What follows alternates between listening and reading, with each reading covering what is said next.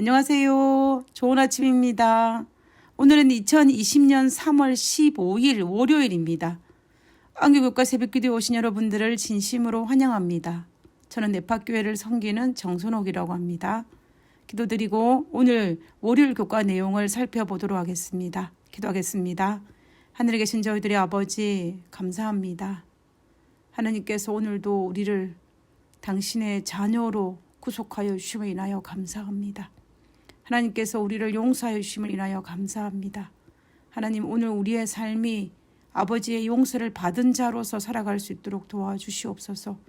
오늘 이 아침에 하나님께서 우리에게 허락하신 하나님의 사랑을, 하나님의 뜻을 발견하고 그 안에서 희열을 누릴 수 있는 저희들 되게 도와주시옵소서. 거룩하신 예수님 이름으로 기도드렸습니다. 아멘. 감사합니다. 이번 주는 제12가 열방의 소망이라는 주제로 이사야 59장부터 61장의 내용을 살피고 있습니다.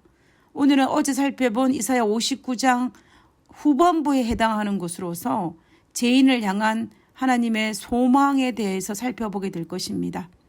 1월 소지에서 이사야 59장 전반부에 살펴본 것처럼 하나님께서 우리를 멀리 하시는 것이 아니라 우리의 죄가 우리와 하나님 사이를 멀어지게 하였다라는 것을 발견하게 되었습니다.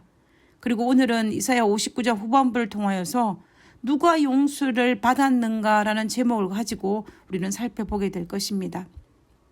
오늘 교과를 통해서 우리는 우리의 상태가 어떠한지, 그럼에도 불구하고 하나님께서 우리를 위해 베푸신 구속의 소망이 무엇인지를 깨달아 하나님의 은혜 속에 거하게 되시기를 진심으로 바랍니다. 먼저 하나님께서 이스라엘 백성의 영적 상태가 어떠한지를 이사야 선지자를 통하여서 적나라하게 설명하고 있습니다. 죄에 대한 용서를 받기 위한 전제 조건이 하나 있습니다. 그것은 자신이 죄인임을 먼저 알고 회개해야 합니다. 그렇기 때문에 먼저 자신이 지금 어떤 상태인지를 알아야 됩니다. 우리가 살고 있는 이 인간 세상에서도 마찬가지입니다. 누군가에게 용서를 받기 위해서는 전제 조건이 꼭 필요한 것이 있습니다. 그것은 무엇이냐면 내가 잘못했다라는 인식을 가지는 것입니다. 그 다음에야 비로소 그 다음 단계로 넘어갈 수가 있습니다.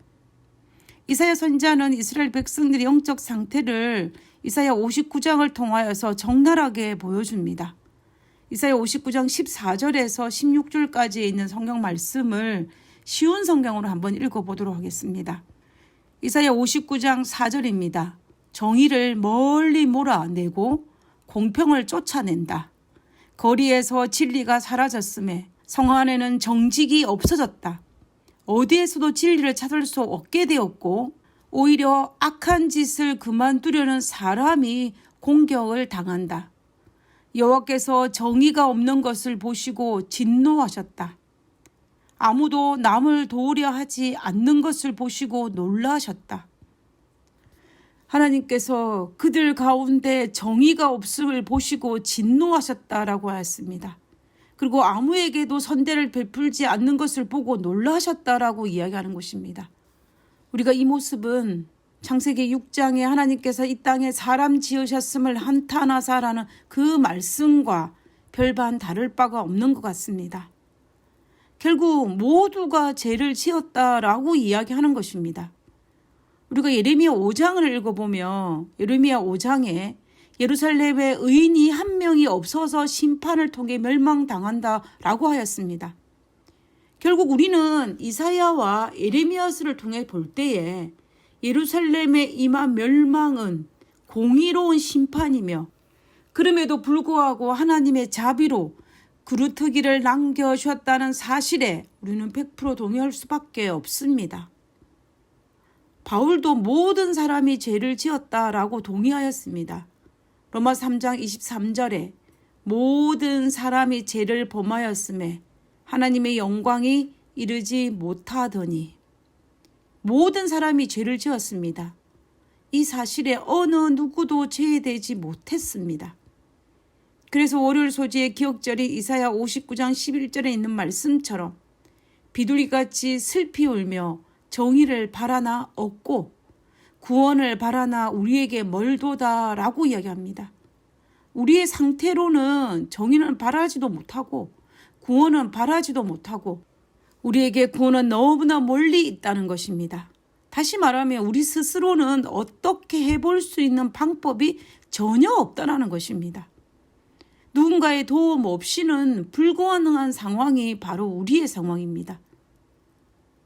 이런 상황 속에서 하나님께서 한 줄기 빛을 허락하셨습니다. 하나님께서 직접 나서셨습니다. 이사야 59장 16절 후반부에 보면 하나님 자기 팔로 스스로 구원을 베푸시며 자기의 공의를 스스로 의지하사 라고 기록하고 있습니다. 결국 이 말은 하나님께서 이스라엘 백성에게는 방법이 없으니 하나님 자기 팔로 스스로 이스라엘 백성을 향하여 구원을 베푸시겠다라는 것입니다. 자신의 공의로 하나님의 공의로 의지하여 우리를 구원하시겠다라는 것입니다.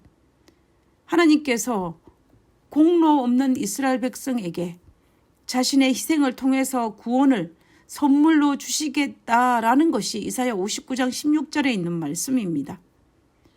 바울도 이 사실을 알고 있었습니다. 그래서 로마서 3장 24절에 그리스도 예수 안에 있는 성령으로 말미암아 하나님의 은혜로 값없이 의롭다 하심을 얻은 자가 되었느니라.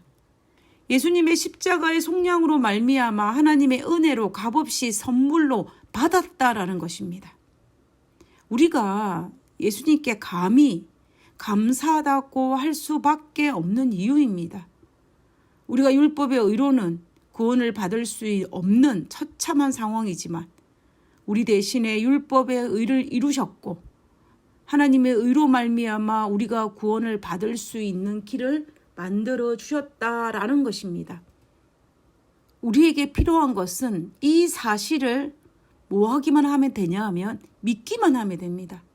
우리가 믿기만 하면 하나님의 의가 우리의 의가 되고 하나님의 공로가 우리의 공로가 되어서 우리에게 구원을 베풀어 주시겠다라고 약속하신 것이 바로 이 말씀입니다. 그러므로 믿음 외에 구원을 받을 수 있는 그 어떤 길도 만들어 놓지 않았음을 우리는 인정해야 합니다.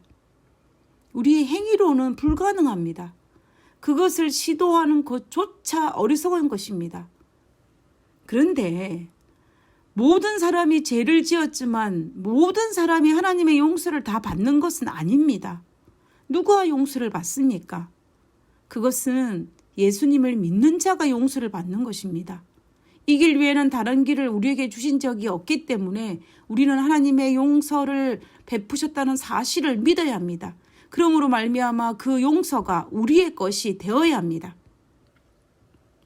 그러면 이제 우리는 용서받은 자로서 하나님에 대한 믿음을 하나님께 받은 이 용서의 경험을 우리의 삶 속에서 계속 유지하는 것이 지속하는 것이 남았습니다.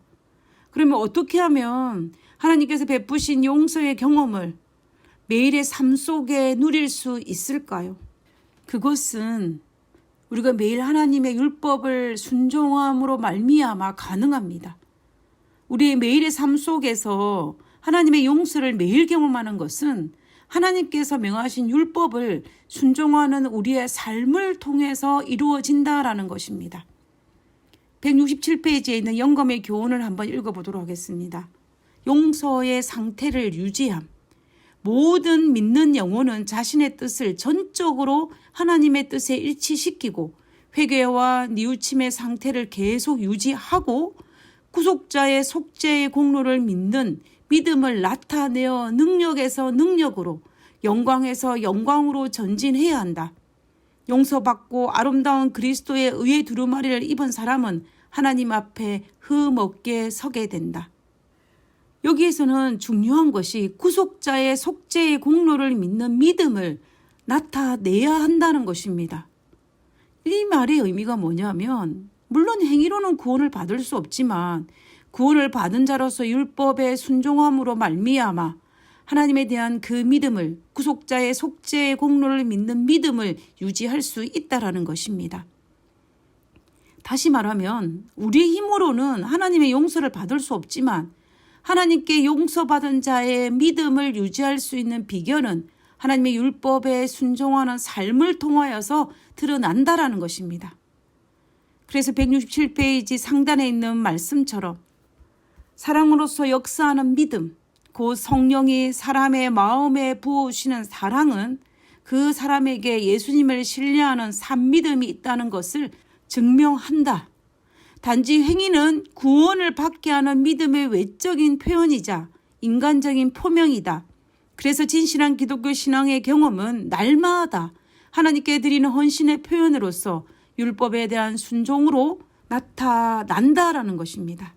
우리가 이런 삶을 살기 위해서, 용서받은 자의 삶을 살기 위해서 절대적으로 필요한 것이 바로 성령의 도우심입니다. 성령의 도우심 없이는 우리는 하나님께 용서받은 것을 지속할 수 없습니다. 하나님께서는 그것을 너무나 잘 알고 계셨습니다. 그래서 하늘에 올라가시면서 우리에게 보혜사를 허락하셨고 그 보혜사의 능력을 힘입어서 우리가 하나님께 용서받은 그 믿음을 순종하는 삶을 살게 하셨던 것입니다. 그러므로 우리에게 주어진 이 하루에도 먹고 마시며 수고하고 낙을 누리는 이 삶을 살아갈 때에 하나님의 용서받은 자로서 기쁨과 감사와 은혜를 경험하면서 성령의 도우심으로 순종의 그리스도인으로 살아가야 할 것입니다. 오늘 하루도 하나님의 용서받은 자의 삶을 우리의 삶 속에서 누리며 나타낼 수 있는 우리 모두가 되기를 간절히 바라면서 오늘 교과를 마치도록 하겠습니다. 기도하고 마치겠습니다. 아버지, 저의 노력으로는 죄의 굴레에서 벗어날 수 없음을 고백합니다. 날마다 예수님이 흘리신 보혈의 공로에 의지하며 성령의 도우심을 구합니다. 저를 의의 두루마리로 감싸시고 늘 새롭게 해 주시옵소서. 하늘 계신 저희들의 아버지, 우리에게 구원의 길을 열어주심을 인하여 감사합니다. 하나님께서 십자가의 대가를 지불하고 베풀어 주신 이 구원의 엄청난 공로를 헛되게 하지 않도록 도와주시옵소서. 우리에게 베풀어 주신 하나님의 사랑으로 인하여 감사합니다. 오늘 하루의 삶도 하나님의 그 십자가의 공로를 누리며 감사하며 또 율법의 순종을 통하여서 우리의 믿음을 유지할 수 있고 지속할 수 있고 매일매일 삶이 그리스도인으로 역동적인 삶을 살 수 있도록 도와주시옵기를 거룩하신 예수님 이름으로 기도드렸습니다. 아멘. 감사합니다. 좋은 하루 되시고요. 내일 뵙도록 하겠습니다. 감사합니다.